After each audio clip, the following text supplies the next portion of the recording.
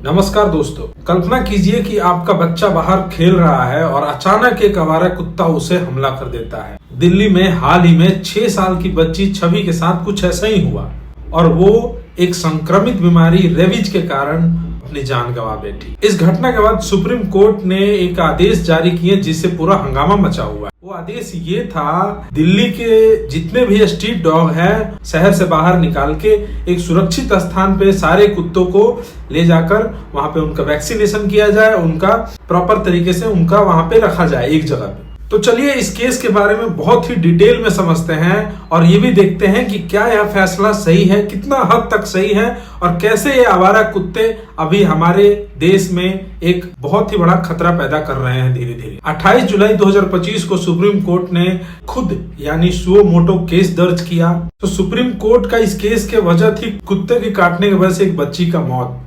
Court ने Delhi NCR के सारे स्ट्रीट डॉग की संख्या को एक डरावना और एक परेशानी वाला बताया।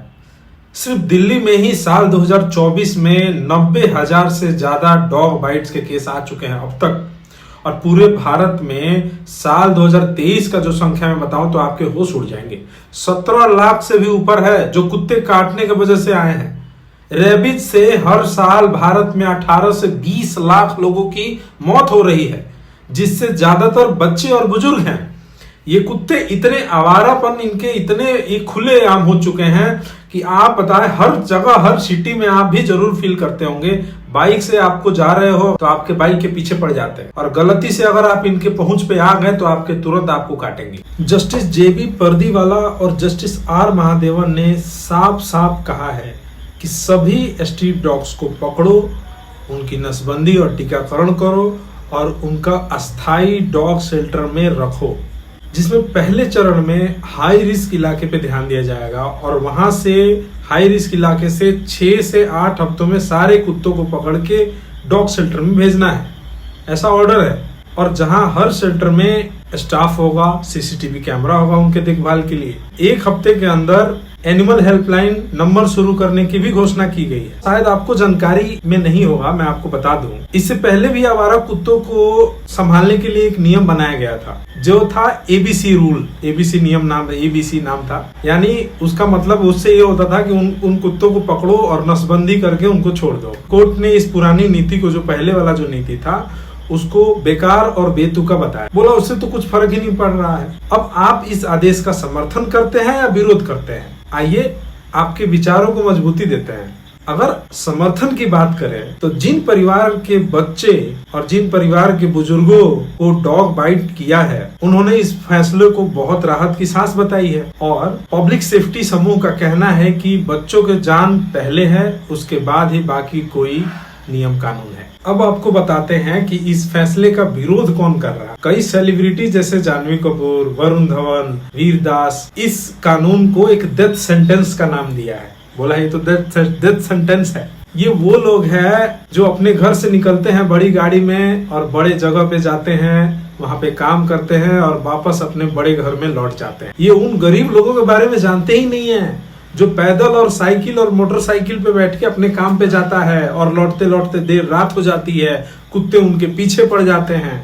ये उन गरीब लोगों के बारे में जानते ही नहीं है जिनके बच्चे बाहर खेलते हैं। एक सोसाइटी का जो होता है प्लेग्राउंड, उसमें नहीं खेलते हैं। और बाहर जब बच्चे खेल रहे हो और ऐसे पागल, खुलेआम पागल कुत्ते जब घूम रहे हो तो उन बच्चों को जरूर काटेंगे। उनको तो खतरा है, इनको ये नहीं पता है। ये समझते हैं हम जैसे बड़ी गाड़ी और बड़े सोसाइटी में रह रहे हैं, सब पूरी दुनिया ऐसे ही रह रही है। चलिए आगे बात करते हैं। एनिमल राइट एक्टिविस्ट जो है उनका कहना है कि हमारा जो पहले वाला रूल है उसके खिलाफ ये रूल आ रहा है, तो वो भी इसको विरोध किए हैं। हैरानी की बात तो ये है कि इन कुत्तों के सपोर्ट में दिल्ली में विरोध शुरू हो गया है, विरोध प्रदर्शन शुरू हो गया है और पुलिस ने कई लोगों को हिरासत में भी लिया। आज कई बुद्धिजीवी लोग हैं, उनका भी ज्ञान देना है। उनका कहना है कि यह असंवैधानिक नियम है, बिल्कुल भावनात्मक जल्दीबाजी में ये डिसीजन लिया गया है। जो इमोशनल डिसीजन होते हैं जल्दी जल्दी में लिया गया है सुप्रीम कोर्ट के द्वारा।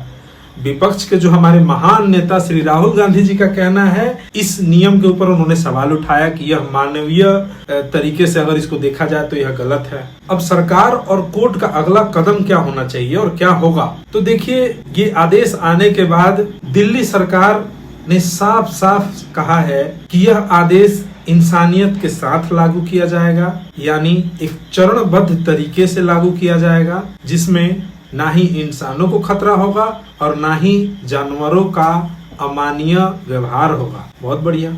वहीं चीफ जस्टिस जो है हमारे BR गवई, उन्होंने ऐसा संकेत दिया है कि जरूरत पड़ी तो हम इस आदेश की समीक्षा भी करेंगे, मतलब जांच करेंगे, दोबारा जांच करेंगे। और दोबारा जांच हो भी रहा है।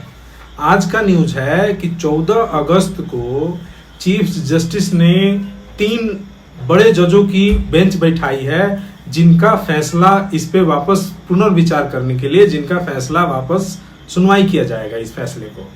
ये बात इतनी आगे निकल चुकी है। अब आपको मैं ये बताता हूँ, देखिए ये कुत्ते तो पूरी दुनिया में हर जगह हैं। हर देशों ने अपना एक मॉडल तैयार किया हुआ है इन स्ट्रे डॉग्स को मेंटेन करने के लिए। यूरोप के कई देशों में तो इनको नसबंदी करना और गोद लेने का एक पूरा प्रोग्राम भी चलाया गया, जो कि कामयाब हुआ। लैटिन अमेरिका में एक कम्युनिटी डॉग प्रोग्राम है, जिसमें जो वहाँ के इलाके के लोग हैं वही लोग कुत्ते की देखभाल और निगरानी करते हैं, जो स्ट्रीट डॉग्स है। और जापान की बात करें तो जापान में स्ट्रीट डॉग्स को लगभग खत्म ही हो चुके हैं, क्योंकि वहाँ पालतू जानवर को पालना और उनके ब्रीडिंग के ऊपर बहुत ही सख्त कानून बनाए हुए हैं। तो सवाल ये है कि क्या हमें बच्चों की सुरक्षा के लिए स्ट्रीट डॉग्स को सड़कों से हटाना चाहिए, या इंसान और जानवरों को दोनों को एक साथ रहे और सुरक्षित रहे, इसके लिए कोई अच्छा और बोल्ड डिसीजन लेना चाहिए। क्योंकि एक तरफ मासूम बच्चे और बुजुर्गों की जिंदगी का सवाल है, तो दूसरी तरफ जानवरों की भविष्य का, जो जिनका तो आचरण है, काटेंगे ही। तो दोस्तों, आप इस मुद्दे पे क्या सोचते हैं? सुप्रीम कोर्ट का आदेश सही है या गलत है, या यह फैसला जल्दीबाजी में लिया गया है? कमेंट में अपनी राय जरूर बताएं, और ये वीडियो अच्छा लगा तो उसको लाइक करें और शेयर करें। चैनल को सब्सक्राइब करना ना भूलें। बातचीत जारी रहेगी। धन्यवाद।